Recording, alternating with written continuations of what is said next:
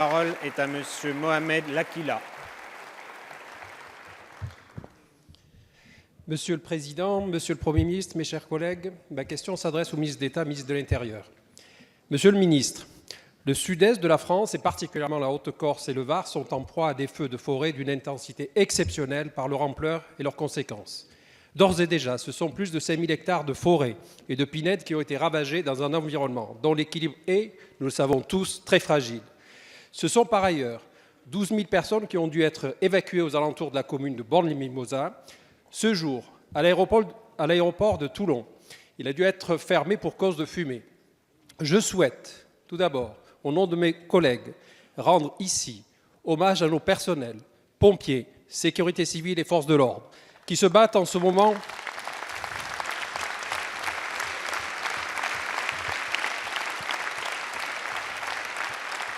Ils se battent en ce moment même face à ces incendies en prenant tous les risques pour sauvegarder les personnes et les biens.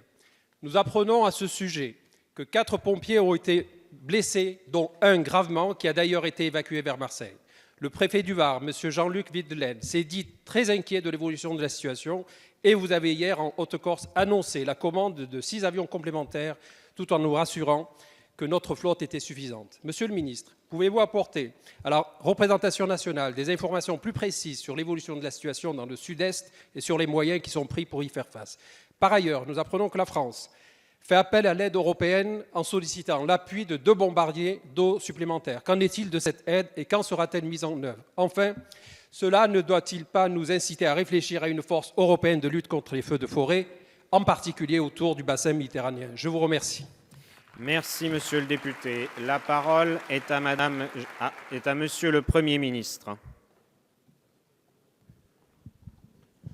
Monsieur le Président, Mesdames et Messieurs les députés, Monsieur le député, nous faisons face, vous l'avez dit, à des incendies particulièrement marqués par leur intensité en Corse et dans tout le sud-est de la France. Pour donner des ordres de grandeur et bien saisir la gravité de la situation, sachez qu'à ce jour, ce sont environ 10 000 hectares qui ont été détruits. 10 000 hectares, c'est nettement moins que la funeste année 2003 où plus de 20 000 hectares avaient brûlé, mais c'est 2 fois la moyenne annuelle depuis quelques années, depuis les 10 dernières années. À l'heure où nous parlons, il est encore plus de 7 incendies qui ravagent notre territoire. Vous l'avez fait, Monsieur le député, je veux m'y associer. Nous devons tous ensemble saluer les très nombreux, les plus de 6 000 femmes et hommes, sapeurs-pompiers, militaires de la sécurité civile, forestiers sapeurs, pilotes de la flotte aérienne, qui, comme vous l'avez dit, prennent beaucoup de risques et luttent d'arrache-pied pour protéger les biens, pour protéger les personnes, et peut-être au moins autant pour protéger la forêt, à laquelle ils sont eux aussi attachés, bien entendu.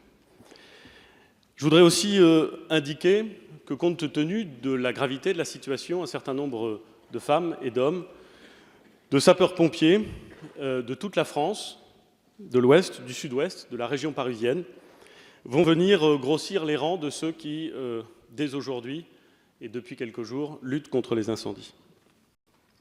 Je voudrais aussi, Monsieur le député, saluer le rôle joué par les élus et par les associations qui sont mobilisées depuis la première heure et qui essaient de prendre en compte toute la difficulté créée pour ceux qui habitent dans les zones menacées par les feux, par cette situation. De très nombreux déménagements ont été organisés, de très nombreuses évacuations ont été organisées. C'est toujours difficile à organiser, ça se fait dans une grande angoisse en général. Et je voudrais saluer tous ceux qui contribuent à faire en sorte que ces évacuations aient pu se passer dans les meilleures conditions. S'agissant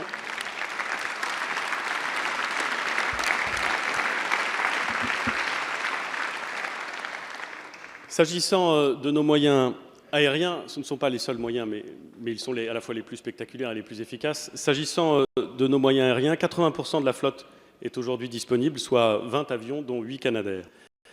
À l'heure actuelle, 6 Canadair sont opérationnels et 2 autres le seront dans le courant de la journée, ce qui nous permettra d'apporter une réponse encore plus forte à la menace. Ces appareils, leurs pilotes, sont particulièrement sollicités, mais nous veillons bien entendu à les maintenir au jour le jour au meilleur niveau de disponibilité et de qualité. C'est dans cette perspective que le ministre d'État, ministre de l'Intérieur, a confirmé hier soir avoir initié dès son arrivée le renouvellement de la flotte avec l'achat annoncé de 6 avions lourds bombardiers d'eau. Je veux vous dire, monsieur le député, que je me rendrai moi-même ce soir dans le Var pour faire un point sur la situation avec les autorités préfectorales et l'ensemble des forces qui concourent à apporter une réponse à ce problème. Un mot pour terminer, dont nous sommes tous conscients, mais qu'il convient de rappeler, je crois. Lutter contre les incendies, c'est indispensable. Des femmes et des hommes le font avec courage et avec efficacité. Prévenir les incendies, c'est mieux. Et pour les prévenir, il faut avoir toujours en tête d'abord la nécessité d'entretenir la forêt. C'est difficile, mais c'est indispensable.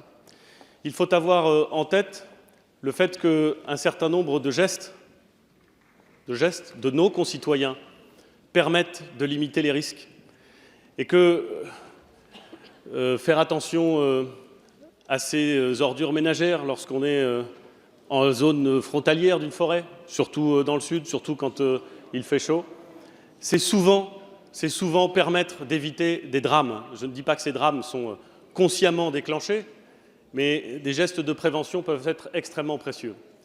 Et puis parfois ces gestes sont déclenchés par des criminels. Lorsque c'est le cas, il faut évidemment qu'ils soient recherchés, trouvés et sévèrement punis. Je vous remercie. Merci, Monsieur le Premier ministre.